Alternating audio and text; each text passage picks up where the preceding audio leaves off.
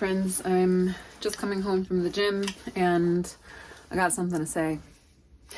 Something that's on my heart.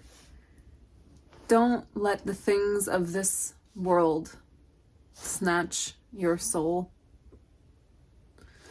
My prayer for you, if you're listening and if you are open to receiving this prayer, is that you allow the beauty in this world to enrich your soul, that you seek to find the good in the world, and that you let it nourish your soul, that you turn to that which is life-giving about your life and about life itself. Things that invigorate you, that inspire you, that enliven you, that have you feel excited to be here. And if you don't have anything like that, my prayer for you is that you find it in this new year, that you listen for those little impulses that are guiding you, that are there to guide you to the inspiration and the joy and the fulfillment that your soul is calling you into, should you choose to listen.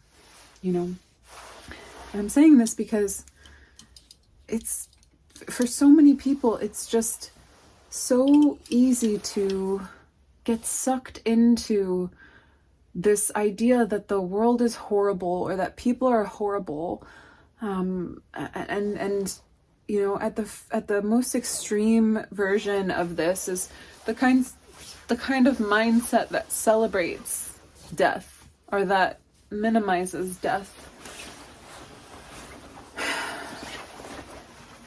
If it's the death of some person or people or a group of people that you don't like or you don't care for, right? Like, that is so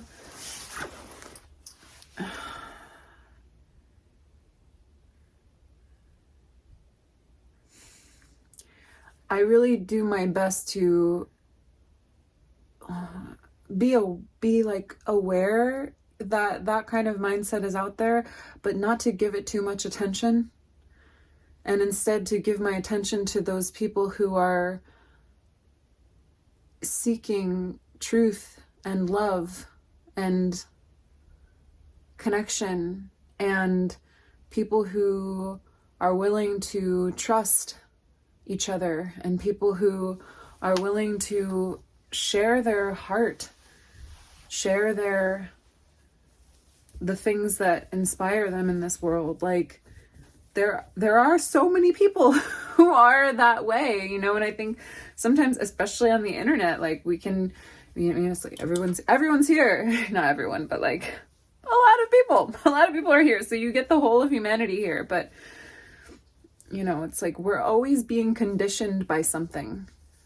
We're always being conditioned by something, by someone, right? By the people that we pay attention to every day, by the places we show up to, by the institutions that we go to, right? Like, whether it's a religious institution or whether it's some, a school, right?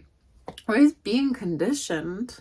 It's not a bad thing, but to be conscious of what we are being conditioned by, what we are exposing our minds to, because that, it's like it colors the canvas of our soul. And like, it's we have this opportunity, we have this life we get to lead, and to have this most colorful, beautiful existence.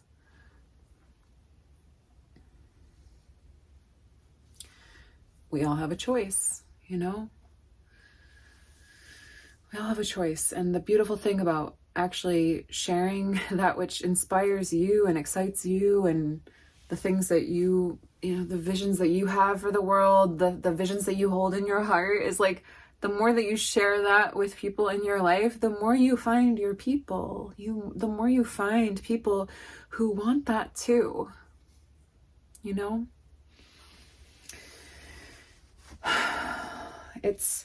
I don't think that there's so many conversations, you know, culturally, politically, just that are really challenging, can be really challenging to have. But when we nurture the terrain of the soul,